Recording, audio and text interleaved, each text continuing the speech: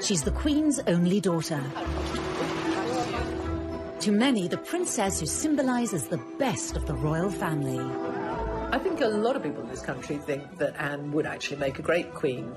She'd have made a formidable monarch, without a doubt, because it is duty before self, and Anne is the personification of that. But how much do we really know about Princess Anne? Well, I'm not totally useless. I was quite well educated. How has her relationship with her family defined her? Princess Anne was the son that Prince Philip never had. She is very much in his image.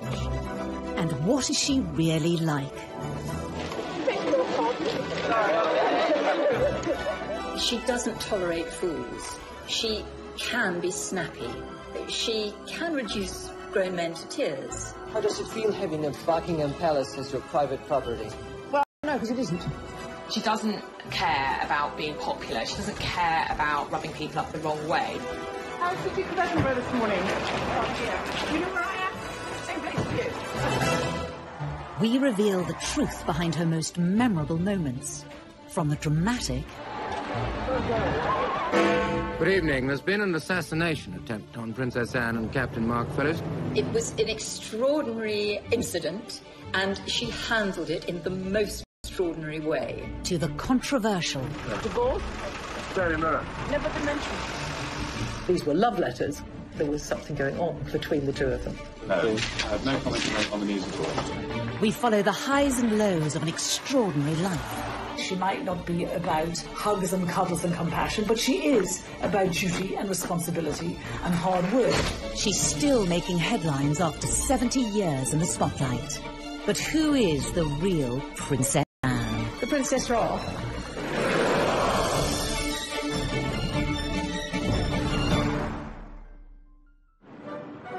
Born in 1950, Princess Anne is the only daughter of Queen Elizabeth II and the Duke of Edinburgh, and sister to Charles, Andrew and Edward.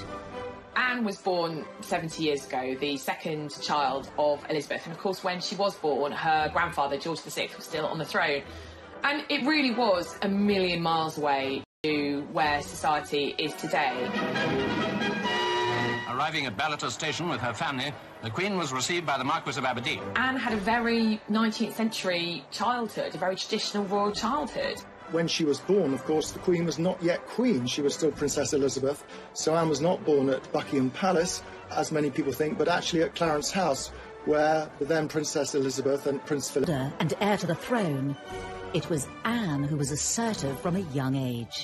Anne's always been a tomboy. She's always been the one who goes out and climbs trees and is very courageous and very confident, very willing to explore the world and find her own way in the world. In a way, perhaps that Charles has been a little more timid, a shyer, more sensitive character.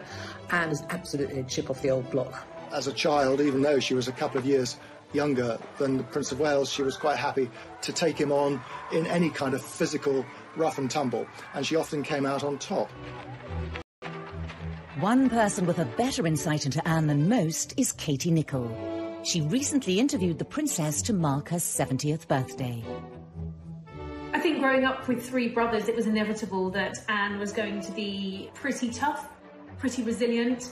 She had to learn from an early stage how to hold her own as a girl in the royal family, second born to Charles. And, you know, I think there was a lot of competition between the siblings. So Anne was always going to have to stake out her own role in the royal family. The princess had to become independent from an early age. She was not even 3 years old when her mother became queen in 1952. You have to remember that Anne was the daughter of a working mum, which in those days was not that usual. And she had a very hard-working mum. Elizabeth was away a huge amount. I mean, Anne was tiny when her mum and dad went off for 6 months around the Commonwealth. So she and Charles were left not exactly to fend for themselves, but certainly were largely brought up by nannies and governesses. Growing up, Princess Anne spent much of her time separated from her family. Anne had quite a solitary childhood in many ways because she had her brother Charles, and then there wasn't another sibling for a further 10 years, actually. So it was herself and Charles at home being educated at home till Charles went off to boarding school, and then there was just Anne. And she was left with her governess for, I think, the best part of 7 years. But it must have been a very strange existence. I think growing up as a young girl, Anne did have quite a different childhood to previous royal children. Initially, she was homeschooled, as all royal children were, but she was desperate to go to school. She wanted to get out, she wanted to discover life beyond the palace walls. You know, she had a brain, she wanted to go and learn. Up until this point, all British female royals had been homeschooled, but Anne broke the mould. She was the first princess to go off to ordinary school, if you like. Very posh school, very posh indeed. But she fitted in very well. I think she enjoyed life as a boarder at this school with other young girls to lark around with. Wasn't brilliantly academic, much more interested in sport, much more interested in horses, of course. She was an independent little girl from a very early age and, you know, to a degree, had to become quite a grown-up child quite quickly, and possibly that commitment to duty, you know, what she saw her mother do. She was the daughter of a working queen. I'm sure that has all contributed to the woman Anne grew up to be. But unlike her mother, the princess was never destined to be queen.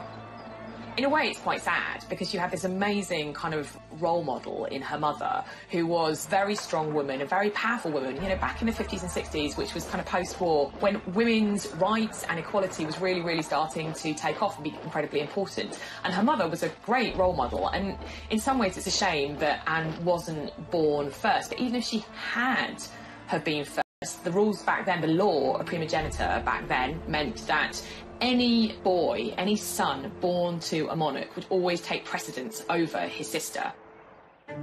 Because of the rule of primogeniture at the time, Anne's brothers all overtook her in the order of succession. When she was born, she was third in line to the throne after her brother and her mother. Grandfather was then still the king. And then when Princess Elizabeth ascended to the throne, Anne obviously moved up, and for many years she was number 2 to Charles. But obviously things changed when the Queen had that second burst of motherhood with the arrival of Prince Andrew in 1960, and then 4 years later Prince Edward in 64.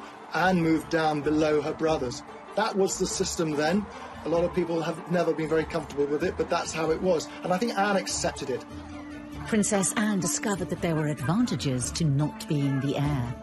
She knew that she was never destined to be queen, and it meant that she was spared a lot of the upbringing that her brothers had to go through. She was allowed a little more freedom. She was able to do what she wanted to do, wear the kind of clothes she wanted to do, see who she wanted to see. It was a degree of freedom, encouraged, I have to say, in part by her parents.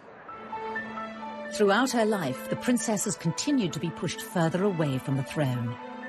So she's now 14th in line to the throne. She's slipped down behind her brothers, Edward and Andrew, their children, and then, of course, the children of Princes William and Harry. So she is currently 14th in line to the throne, and therefore very unlikely to ever become queen herself. I think playing second fiddle to Charles and then being leapfrogged in line to the throne by, of course, Andrew and then Edward, and subsequently pushed further down the line of succession, I think Anne very much wanted to create a role for herself within the royal family and to really break free, particularly of Charles's shadow. She may have fallen down the line of succession, but many believe Anne is number 1 in her father's eyes. Well, it's long been rumoured that, you know, the Queen's favourite son was always Andrew, and that being the only daughter, so very possibly there was some favouritism from Philip to his daughter, and I think she's always looked up to her father. We know that Charles found it difficult being the eldest son, found it difficult being Prince Philip's son, but there wasn't quite the same pressure on Anne. As she grew older, Anne's similarities to her father brought them ever closer. I've always thought that Princess Anne was the son that Prince Philip never had. She is very much in his image, and I think that is what he wanted Charles to be. And Charles was a very sensitive child who grew into a sensitive man who is emotional.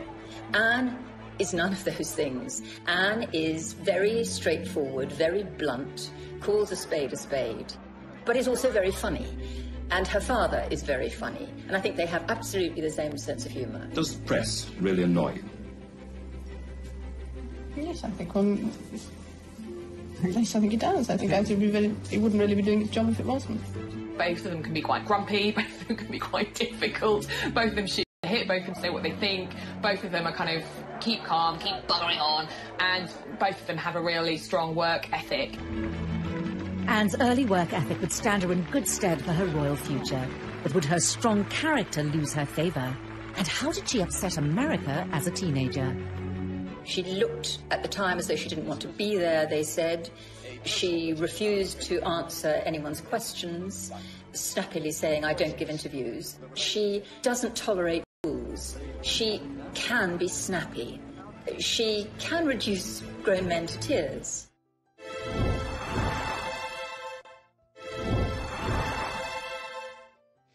May God bless her and all who sail in her.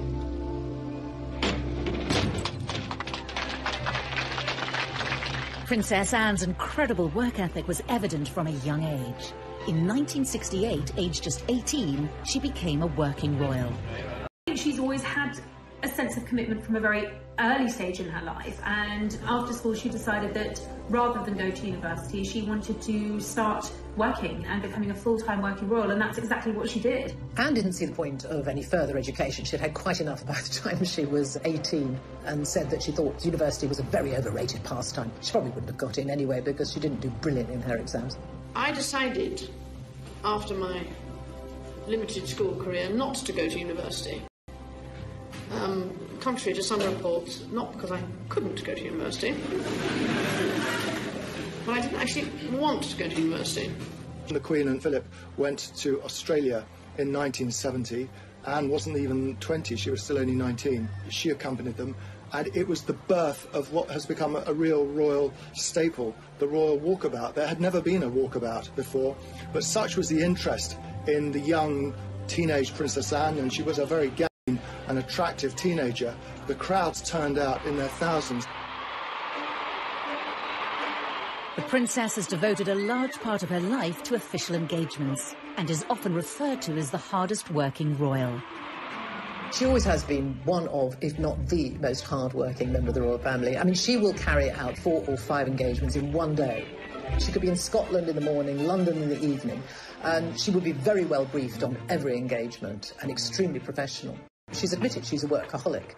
Anne is very no-nonsense, and she takes that approach to her work. She regularly tops the best-selling list in terms of the highest number of engagements. I think on an average year, she does anything from 350 to at most 500 engagements, both domestically in the UK and abroad. It's a huge workload.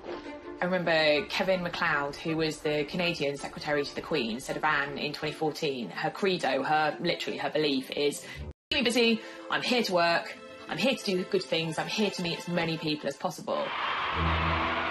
Anne may work hard behind the scenes, but for many years this has been eclipsed in the media, all due to her troublesome relationship with the press. This was apparent from her first visit to the United States in 1970, when the princess was just 19. One of her first foreign trips was to America, where she and Charles went together. And she was not very well received there at all. She went to the White House to visit Nixon when he was president. And there was a lot of negative press because she seemed to be so sulky. She looked at the time as though she didn't want to be there, they said.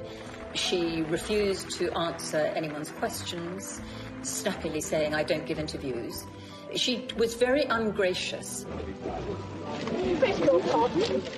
It was very much noted that Anne didn't seem to have the friendly, soft, smiling face. She was wound up being dubbed Princess Sourpuss. The Americans said, why did she bother to come? It's quite clear she doesn't want to be here.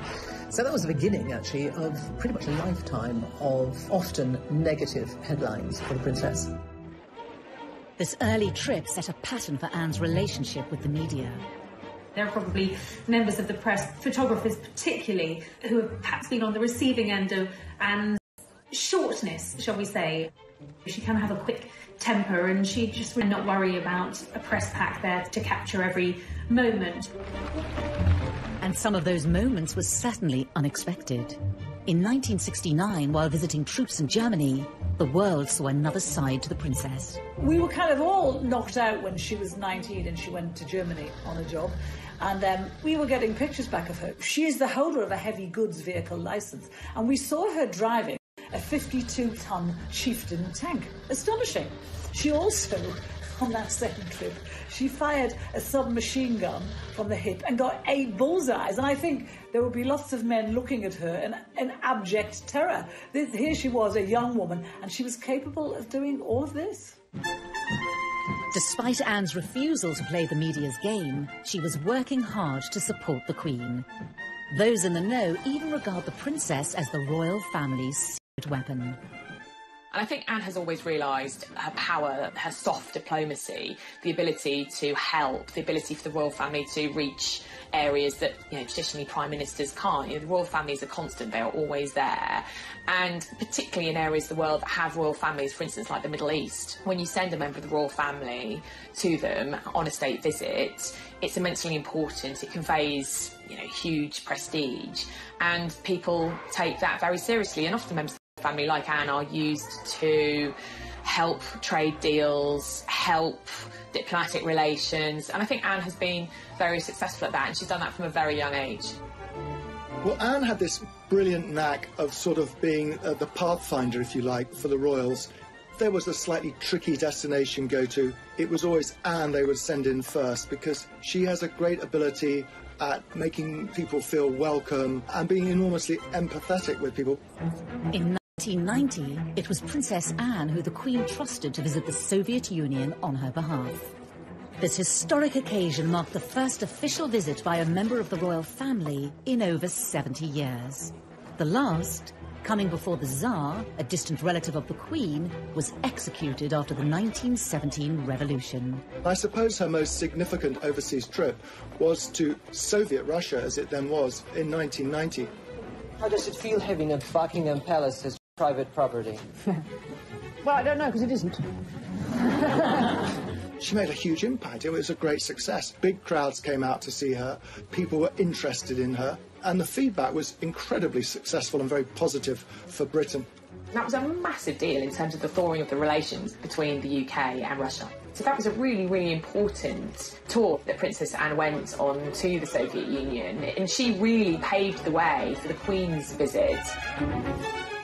Daughter to step in. And despite Anne's stern reputation, she may even be welcomed in place of the Queen. The Queen can be very, very shy. She's naturally quite shy on engagements, whereas Anne is far more like Philip. So if you've got Anne on an engagement, you're going to get possibly a little bit more of a relaxed engagement. Anne isn't afraid to talk, she will have banter, she will ask questions, she will engage in a way that I don't think we see the Queen do. When you watch engagements with the Queen, they tend to be very formal. The Queen doesn't say very much, she's shown around and she observes. She may ask occasional questions, but with Anne, I found the engagements to be a lot more informal. As well as her royal duties, Princess Anne is involved with countless charities, organisations and military regiments in the UK and overseas. It's not just the public engagements. She is involved in a huge amount of charities, some 300 charities, some of which she's founded herself. She writes her own speeches. She has a very small staff. Charles famously has a lot of staff looking after him. It's a big operation, being the Prince of Wales. When you look at the charities and patronages that Anne represents, you will see her interests reflected in those charities. So whether it's charities supporting the armed forces or veterans, that's a major issue for her. Carers Trust, which actually she established, animal welfare charities, equine charities, they have a meaning to her. It's where she feels she can bring something unique and helpful in her role. She's never seen the point in being just a nominal head of an organisation, which is why she works so phenomenally hard. It would be almost impossible to go and visit every single charity and organisation she's involved with every year, but she does her damnedest to do so. She believes that if you're going to put your name to it, it needs to be more than just a name on a letterhead. You actually have to go along, see what they're doing, encourage them and bring what publicity you can to them. One charity that has always been close to Anne's heart is Save the Children, and she's willing to take great risks in order to help. If you want to improve the lot of children, then you must improve the lot of their mothers.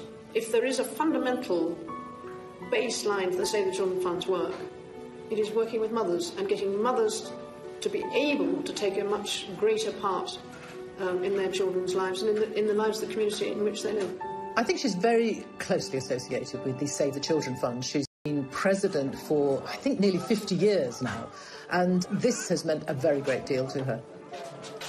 When Princess Anne carried out those early trips to Africa with Save the Children in the early 70s, this was her really breaking the mould. This was her going far afield, doing something that was at times quite dangerous.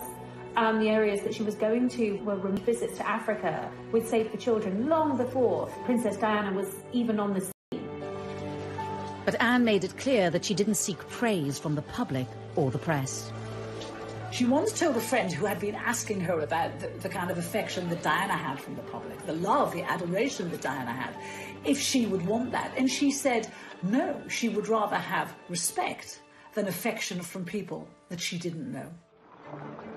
But again, Anne's refusal to cooperate with the press meant that much of her hard work went unrecognised. If she was off on some tour raising money for and awareness for Save the Children, and Diana appeared somewhere in a low-cut dress, the newspapers would be full of stories about Diana, and Anne would find herself not getting a look in.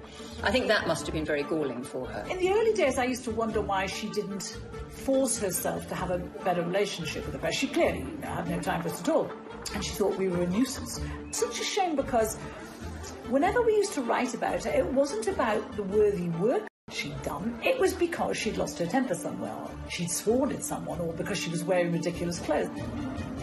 She got a really hard time from Fleet Street in the 80s and the 90s. They thought that she treated the press with disdain, she wouldn't talk to them, she ignored them, she wouldn't smile for them. And in return, they gave her a really hard time because, in their view, she didn't give an inch. For many journalists of that time, Anne wasn't helping her own cause. She wanted to be appreciated for what she'd done. She got across that Diana was more appreciated than her, and yet she did nothing to facilitate that. But this all changed in 1982, when the press followed Anne on one of her trips to Africa with Save the Children. They went in an attempt to get a story about her love life, but after realising she wasn't going to talk, they started to take note of her work and were surprised at what they saw. There was one particular tour where she went to Africa, and the photographers, the press pack, were with her as well for all that time. It was probably weeks, and she was visiting refugee camps in Africa. The press didn't really want to go along with her, but they did in 1982 go to Africa with her. And there they saw a princess who was utterly prepared to get down and dirty, really getting down to work, dressed, you know, in jeans and a shirt and probably a headscarf, in dusty, hot, sweaty Africa, going into slums, the way we're not used to seeing a princess at all. And the changed, and suddenly there were positive headlines and the good headlines such as she had not had at all before. And I think people began to appreciate that we had a very hard-working princess there who would travel the world and not stand on airs and graces. With a new understanding of her work behind closed doors, it's not tolerate fools. She can be snappy. She can snap at Lord Lieutenants, for instance, who are trying to keep her to a timetable. She can reduce grown men to tears. She's very like her father in that respect. And she is a very, very hard worker and wonderful at what she does.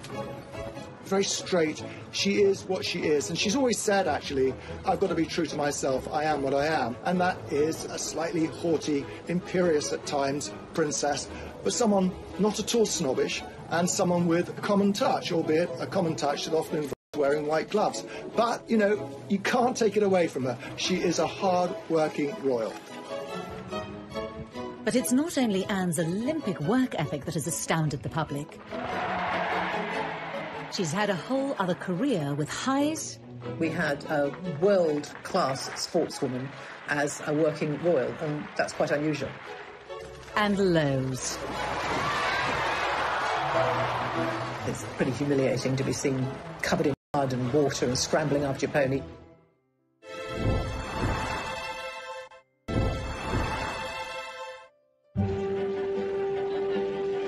Anne might have been hard-working when it came to royal duties, but it wasn't the only thing she dedicated her energy to. She was a senior royal, but she was also having a second career, effectively running parallel at the same time. Breaking with tradition, she chose to also pursue a riding career alongside royal duties. It's really very impressive that Anne was able to juggle her equestrian career as a very successful horse rider and carry out all her duties as a senior royal. Anne's lifelong passion for horses started from a young age. She probably sat on a horse before she could walk. She's utterly horse mad. Her father once said of her, if it doesn't fart or eat hay, Anne's not interested. And I think that's almost right. Horses have given her an escapism. Not only did they enable her to embark on a career outside of her role within the royal family, they provide a daily escapism. I think nothing makes Anne happier than riding out, being in the paddock, being around horses.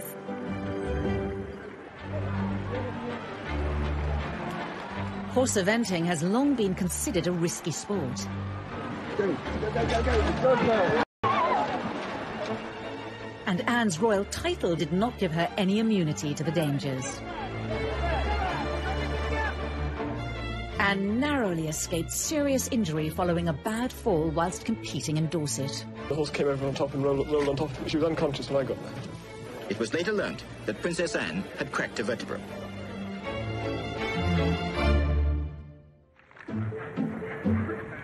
Growing success in her equestrian pursuits led to an increased level of press interest in Anne, much to the dismay of the young princess. When they were photographing her when she was riding at events, when she was doing cross-country, and they would be tucked behind a fence, and they would like nothing more than to see her fall off her horse. It was generally thought that this year's cross-country course at Burghley would present no more than a reasonable test for horse and rider. Not so. The 20th jump over a tree trunk into the water at the trout hatchery proved to be too much of an obstacle for most of the 60 competitors, not least for Princess Anne. And that was where she originally, the phrase that she's been tagged with ever since, where she told photographers to naff off.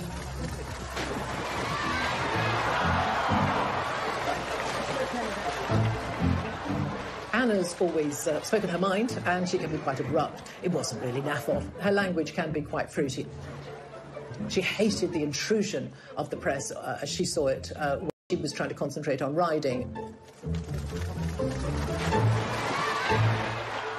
I mean, it's pretty humiliating to be seen covered in mud and water and scrambling after your pony. But she'd always get back on straight away, even after some of the worst tumbles. Anne's stoic attitude, however, won her admiration. If she fell off her horse, she was going to get back up and get back on that horse and prove that she could take the next jump. I think that is a metaphor really for how she has approached her royal life, with steely determination and resolute commitment. The inevitable falls captured by an eager press corps did nothing to detract from Anne's formidable talent. In 1971, at the European Horse Trial Championships, the 21-year-old princess wowed the equestrian world. 1971 was one of her great equestrian years, I suppose. She competed in the three-day event, the European Championships, and she won. That was absolutely fantastic for her.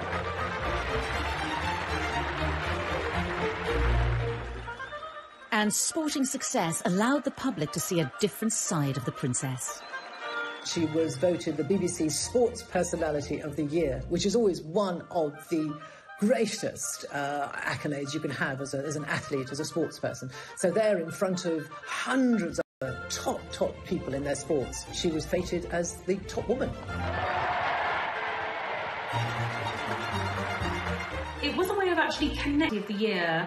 Probably, in many ways, made Anne more relatable to the British public than she ever had been. Princess Anne's riding career reached its peak when in 1976, Anne was chosen to represent her country on the biggest sporting stage possible. Anne took part in the 1976 Olympics in Montreal as a member of the British team, riding the Queen's horse, Goodwill, in the eventing category. Competing in the Olympics, which I suppose was the biggest moment of her equestrian career, didn't go absolutely brilliantly, unfortunately. It was a team event and we didn't win, didn't even get a medal, but they were there and they did compete. This was the first time ever that a member of the royal family competed in the Olympic Games, and it was a huge achievement. She earned a great deal of praise and admiration, both in the world of sport, but generally, nationally. We had a world-class sportswoman as a working royal, and that's quite unusual. Anne's achievements earned her the presidency of the British Olympic Association and a lifelong involvement. I think one of Anne's greatest successes in terms of British sporting history was bringing the Olympic Games to London in 2012. The Princess Royal led the well-known delegation, carefully carrying the flame inside a miner's lamp. Sebastian Coe has said that we actually owe her a bigger debt than most of us realised for having secured the London Olympics in 2012. Once again, she showed this character. If she believes in something and she takes it on, she will give 100% and more. The 2012 Games are on. She went to pretty much every event she possibly could during the 2012 Olympic Games in London and around the UK, and really was the figurehead. Anne's dedication and leadership aside, the Olympic Games were also associated with a more personal moment in the princess's life. While at the Mexican Olympics in 1968, a young Princess Anne was introduced to a fellow rider and Olympian, Mark Phillips. Anne's pursuit of equestrian excellence didn't just kind of lead her to professional glory, it also led to her personal happiness as well. It was through mutual love of horses that she met her first husband, Captain Mark Phillips, a lieutenant in the 1st Queen's Dragoons Guard. Of course, in her world of horses, Anne met quite a lot of dashing young men. She went out with quite a few of them. She went out actually with Andrew Parker Bowles as well, incidentally, but she was very keen on him.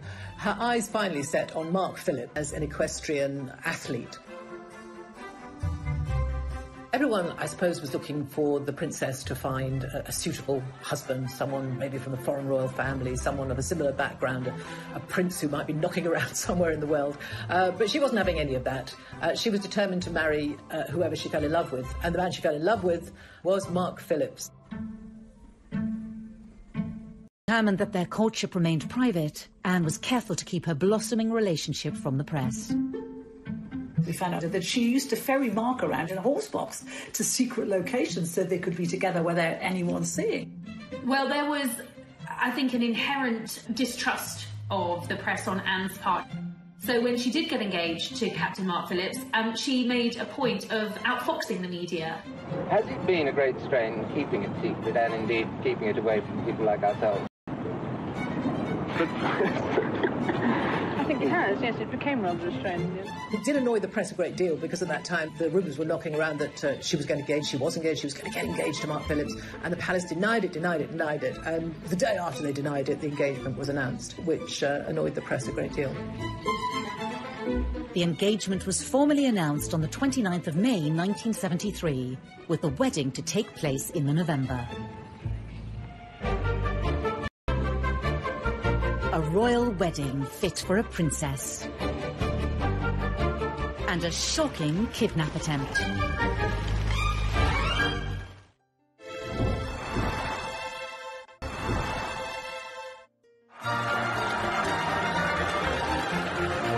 In November 1973, Princess Anne married Mark Phillips with all the pomp and ceremony of a royal wedding.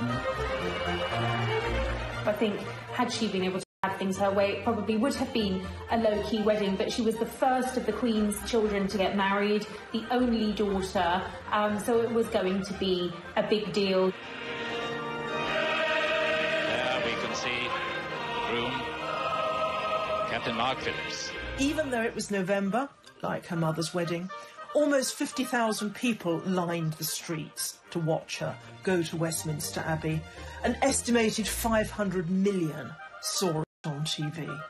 A royal wedding has always cheered people up, and in this, as in everything else, Princess Anne, when pushed, delivered.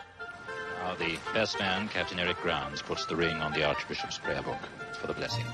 She probably didn't like very much the fact that she had to get married in Westminster Abbey with all the glitz and the glamour and the fairy tale princess. She has always felt, I think, rather lacking in that.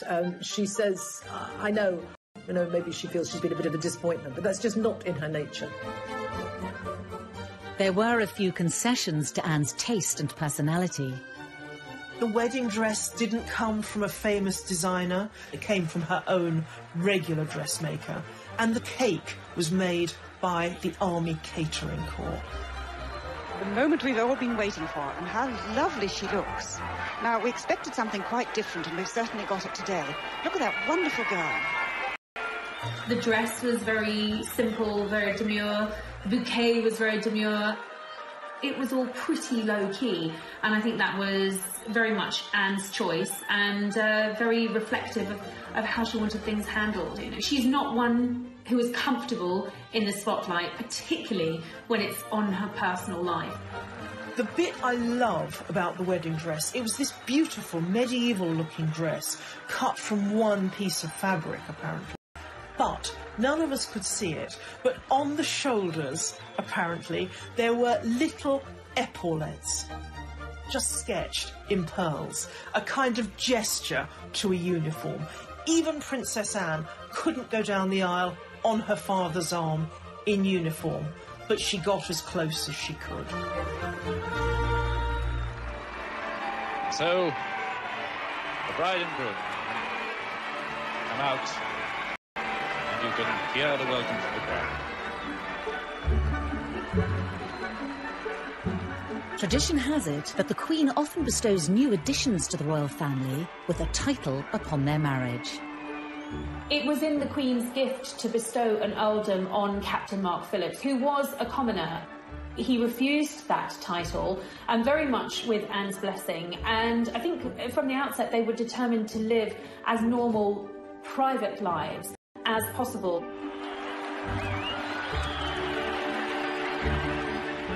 It looks as if that was partly a way of saying that Mark Phillips himself did not really want to take rank within the royal establishment. She grew up with possibly what was the burden of having a title. You know, she had by this stage moved down the line of succession. She would have known that any children she and Mark Phillips had would, without a title, perhaps have a better opportunity at having normal lives, the chance to create independent lives of the royal family and to be their own people. The newlyweds were barely able to enjoy the first months of married life before their peace was shattered when Princess Anne and her new husband were the target of a terrifying attack. Perhaps one of the most defining moments in Princess Anne's life was when somebody attempted to kidnap her. They escaped, but 4 people were hit, 1 seriously. Good evening. There's been an assassination attempt on Princess Anne and Captain Mark Phillips. Their car was forced to stop by a Ford Escort on the Mall. The driver of the Escort, Ian Ball, jumped out and began firing a pistol at Princess Anne and hurt police protection officer. He shot several people, including Anne's police protection officer, who immediately got out of the car to confront him, and he shot her chauffeur. Amateur boxer Ronnie Russell was passing as the incident was unfolding. And I see a police officer coming over from the Queen Mother's house towards the car, and I thought, well, that's it. It's all over now. That's the police. It's done and done with. There'll be no more now. And then as he arrived at the car, I saw the bloke just turn around and shoot him. I mean, you can't do that. We don't stand for that. You ain't getting away with that. So I struck him at the back part of the head. He just turned and fired at me. That missed me. He went through the windscreen of a taxi coming down the Mall. Ball's intention was to kidnap Princess Anne and ransom her for millions and millions of pounds. The danger Anne faced was grave as the gunman gained access to the princess. The window's all smashed in. There's a gun on the floor. He's got another gun in his hand. He's got Princess Anne by the arm, pointing the gun at her head. And he's saying, come on, Anne, you've got to come. You know you've got to come. When the kidnapper tried to make her get out of the car, he said, not bloody likely. This was no damsel in distress. She refused to get out of the car for Ball and told him that she was absolutely not going to do what he said. She said it later, talking about this, that she was scrupulously polite, but she was not going to do what he said. Well, then they had a tug-of-war going on, and I could see that she was breaking the grip with him.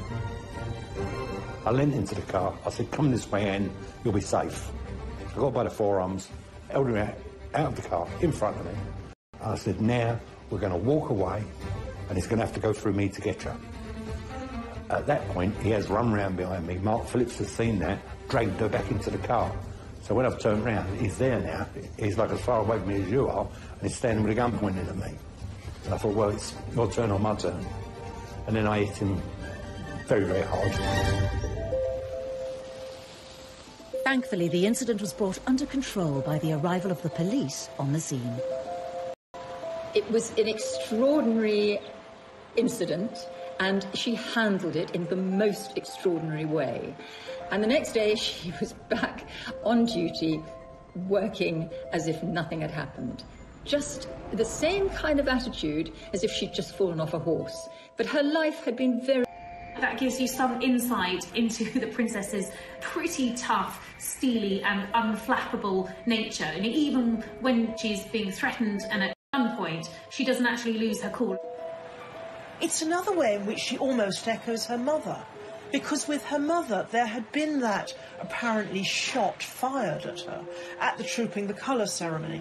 And the Queen just steadied her horse Burma and went on. And in much the same way, Princess Anne kept on trucking.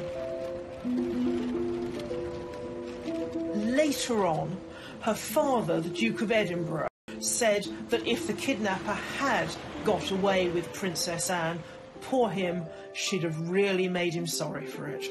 And I think we all like that about Princess Anne. Following the foiled kidnap attempt, the royal couple went back to life as normal. Princess Anne and Captain Mark Phillips welcomed their first child, Peter, in 1977, followed by their daughter Zara in 1981. Both children were raised without royal titles and away from the royal spotlight. Zara has said on many occasions that not having a title gave her enormous freedom. That's what Anne wanted. She wanted her daughter to be a normal teenager and to get into the kind of scrapes that teenager did. And Zara absolutely has gone her own way. Peter and Zara are incredibly down to earth. You know, they don't even speak in the same way as many royals. You know, there's nothing pompous about them at all. I think they're great young people. Princess Anne's vision for her children was to pay off when in 2012 she awarded her own daughter a silver medal at the London Olympics. Princess Anne's insistence that her children be shielded from the demands of a royal title was a position not shared by all her siblings.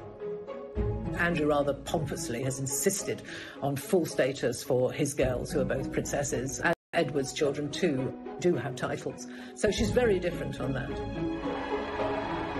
Andrew has always felt that his girls should be senior members of the royal family, be treated as such, and have titles to go along with that. I think this shows a difference in attitude between the siblings.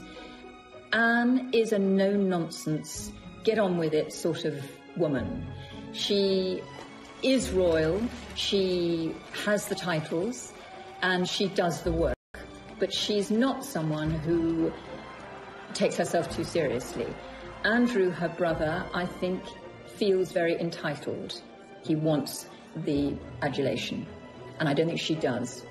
And I think, we know that Prince Charles wants the future ahead to be a slimmed-down royal family.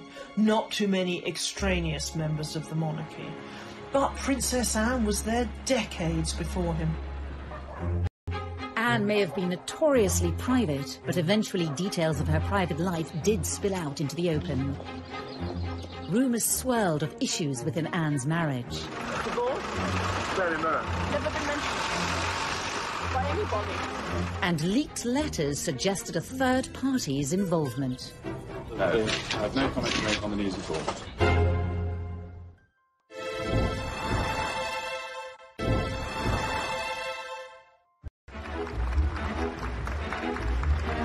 The Queen's only daughter, Princess Anne, has gained a reputation as one of the most tireless members of the royal family. With close links to over 300 charities, organisations and military groups, every year she takes part in hundreds of engagements. On this occasion, I'm marginally better organised than usual. I just left my voice behind. She has an amazing energy and a real commitment. about the work that she does. She's absolutely committed to those charities, and there are very many of them. The only royal coming close in this regard is her older brother, Prince Charles. Oh, to be young. Last year, he just pipped her to the title of hardest working royal, undertaking 521 outings compared to his sister's 506. For much of her life, it's been hard for her not to be overshadowed by the older brother destined to be king. It's good for you in the end, I suppose. It's character building, I suppose.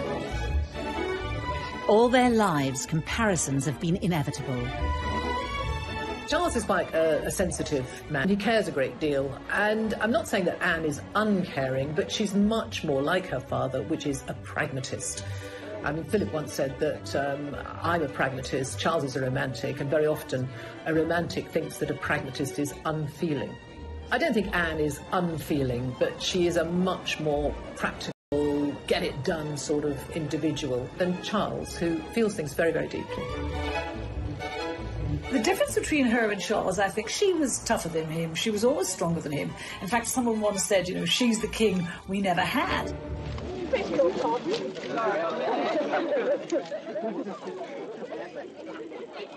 But Anne hasn't only found herself being compared to Charles.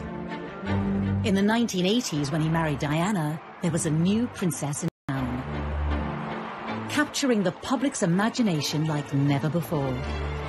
The way she sat, here was a woman who had worked incredibly hard all of her royal life. And she saw Diana and Fergie coming to the scene, and they were splashed over the papers every day, not always for the hard work they'd done, often for their antics and their silliness and their messing about. And Anne was upset about that. She had started her charitable life with Save the Children. Diana worked for the Red Cross. You know, within a year of Diana working for the Red Cross, she was hailed a saint, a heroine. You know, people were thanking her and saying how wonderful she was. And Anne resented that. If you want to improve the lot of children, then you must improve the lot of their mothers. When Diana started her charity work, it was her hands-on approach that caught the eye and was in stark contrast to that of her sister-in-law. She might not be like Diana, she might not be about hugs and cuddles and compassion, but she is about duty and responsibility and hard work. And I think, as old-fashioned a concept as that might be, I think that's why we like her. It wasn't just in this area that the likes of Diana overshadowed Anne. Amidst all the royal scandals involving her siblings and their partners, Anne emerged untainted. And yet she's not without her own misdemeanors. She received her first speeding fine when she was 20, and she's gone on to get several more. She was even banned from driving for a month in 1990. It's also often forgotten that Anne remains the only senior royal to have a criminal record. In 2002, she pleaded guilty to charges that her dog Dorothy, an English Bull Terrier, bit 2 children in a park. Convicted under the Dangerous Dogs Act, she was fined £500.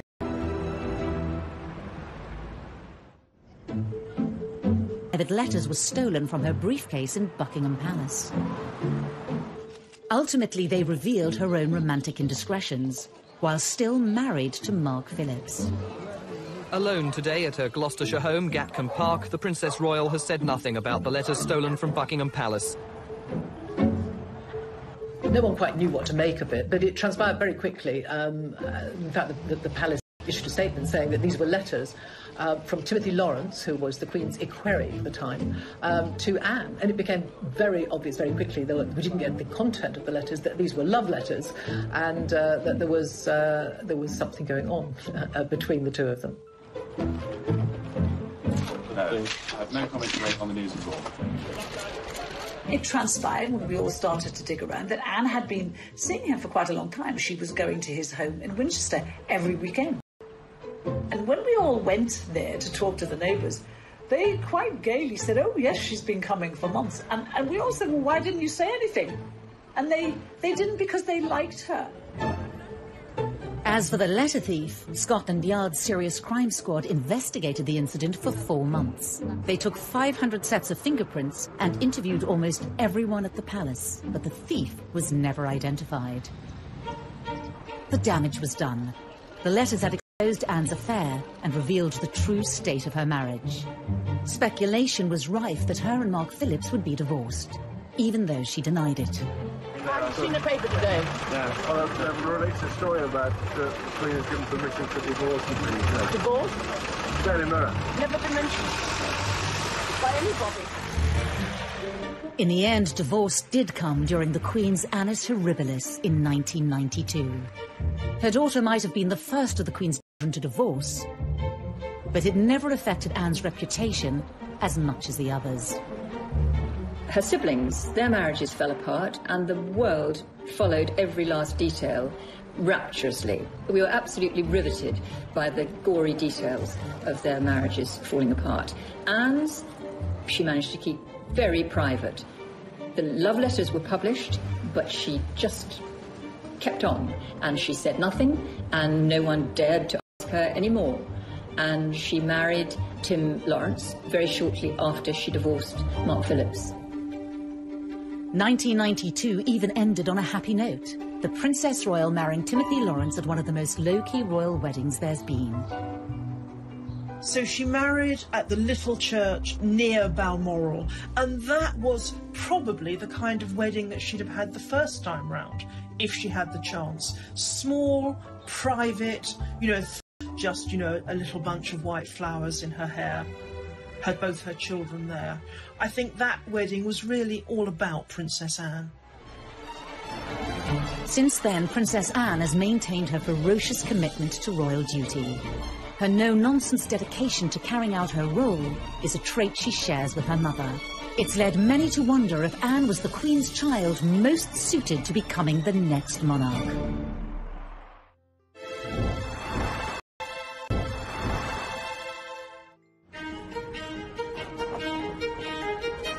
Approaching 70, Princess Anne is as energetic in her commitment to the royal family as ever. In March, she was at Paddington Station to unveil a train named after the Second World War spy, Odette Hallows. It's a pleasure to join you here, wearing this uniform, which is one of the only things I share with Odette, but to represent First Aid Nursing Yeomanry. I think Princess Anne is a great ambassador for the United Kingdom. I think we've all come to feel that she reflects a lot of what is best about British royalty. The naming of this intercity express train. To many, Anne has all the qualities needed to have been a great queen. When you think of Princess Anne, I think people do think of someone who's incredibly hardworking, who's very committed, and a woman who, frankly, had she ever become queen, I think most people are quite unanimous that they think she would have been incredibly good at the job. She has all the qualities, the main one being the sense of duty. The one thing that makes the Queen stand out is her enduring sense of duty to the people of this country. And I think Anne absolutely has that. Although to others, her abrupt, straight-talking manner, similar to her father's, would not be ideal. I don't think her temperament is right for the role. Possibly she would have been different if she'd known that she was the heir, and maybe she would have controlled her outbursts.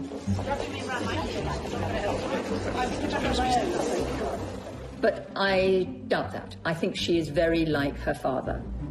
And her father has been a great consort all these years and added a great deal of colour to the royal family, and we've been able to laugh at some of his jokes, but I think it's a very good thing that it was the Queen who's actually been in charge. I think that keep calm, carry on persona and that hard-working persona would suit her very well as a monarch. But actually, I think the real Achilles heel for Anne is that she doesn't play the game. She doesn't, you can't have someone shooting from the hip and saying what they think. That veneer, even if it is just a veneer of inscrutability, is so important.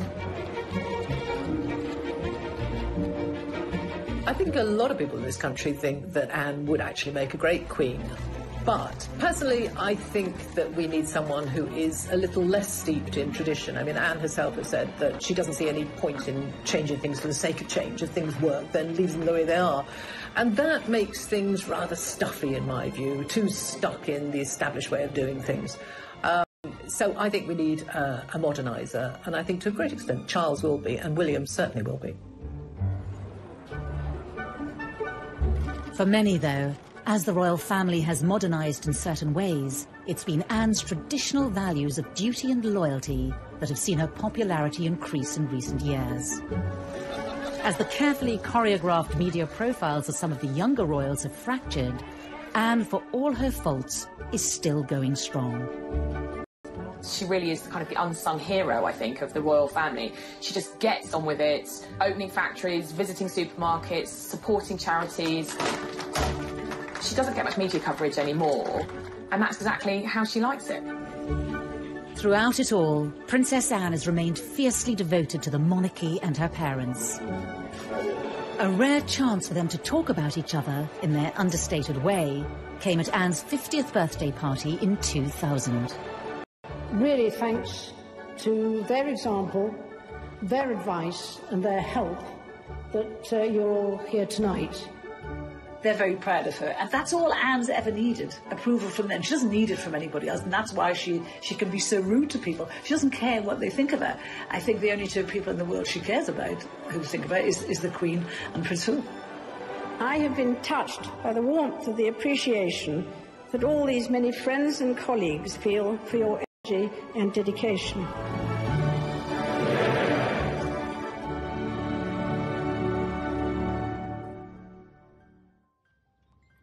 In the last year, a rise in popularity for Anne has certainly been helped by a standout portrayal in the TV series The Crown as the family's most unpretentious royal. I rather wish you would be like that with me. It would suggest I have significance. Trust me, you wouldn't like it in reality. I would. Bully her right back. Fancy swapping then? Fancy being the heir? Not if it means going to Wales.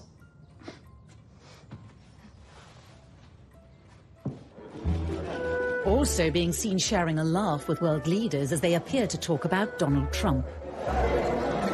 Yet her mother, like all children might do, whatever their age. I think actually as she's got older, those kinds of moments now, those bits of her personality make her more popular with the general public. And I think her being not first in line to the throne has enabled her to be more herself, to be more true to herself, and to carve out a really kind of different role for herself. A striking image of the princess in her youth features on the cover of May's edition of Vanity Fair. And in a revealing interview ahead of her 70th birthday, she said, "It's about serving," and credited her parents for influencing her work ethic. She also warned the younger members of the family against reinventing the wheel when it comes to public service. Her advice after many years of duty is, don't forget the basics. Something she says she intends to do for many more years to come. I think she probably won't ever slow down. I think she's like the Queen in that respect, that, you know, she will just keep ploughing on as long as she's able. She's a great grandmother. She loves her grandchildren, but she also loves her work. It is really what she's been born to do, I think she feels, so she'll carry on. She gets a lot out of it, as well as putting a great deal into it. So it is my very great pleasure that I present on behalf of Her Majesty the letters patent to the town of Wootton Bassett. She simply sees her role in life as to serve, and in that respect, she really is the replica of both her mother and her father. For the princess whose motto is, you just get on with it, the future will be more of the same, carrying out her duty. To many, she's a national treasure and possibly the best monarch we never had. However, even as she's held up as a paragon of straightforwardness, she's a more complex royal than we think. What you think of Princess Anne almost depends at what moment you clocked her. Did you first think of her as a kind of romantic young princess, Or did you think of her as this really rather grumpy, tetchy figure, very much like her father? Well, Hans, how's the Duke of Edinburgh this morning? Oh, dear. You know where I am? Same place as you. Or if you're only really thinking about her now, maybe the wheel has turned full circle, and you are thinking of her as someone who represents the best of the old-style monarchy. But in another, she was quite forward-thinking, not giving her children titles, making a life for herself outside of royalty, way before anybody else. So I'm not totally useless. I was quite well educated, one way and another. Pressure on Anne. As she grew older, Anne's similarities to her father brought them ever closer. I've always thought that Princess Anne was the son that Prince Philip never had. She is very much in his image, and I think that is what he wanted Charles to be. And Charles was a very sensitive child who grew into a sensitive man who is emotional. Anne is none of those things. Anne is very straightforward, very blunt, calls a spade, but is also very funny. And her father is very funny. And I think they have absolutely the same sense of humour. Does the press really annoy you? Yes, I think yes, I think it does. I think it wouldn't really be doing its job if it wasn't. Both of them can be quite grumpy, both of them can be quite difficult, both of them shoot the hit, both of them say what they think, both of them are kind of keep calm, keep buggering on, and both of them have a really strong work ethic. Anne's early work ethic would stand her in good stead for her royal future, but would her strong character lose her favour? And how did she upset America as a teenager? She looked at the time as though she didn't want to be there, they said.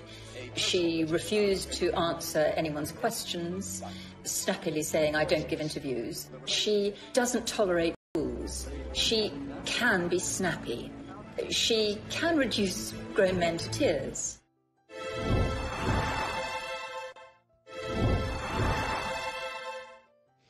May God bless her and all who sail in her.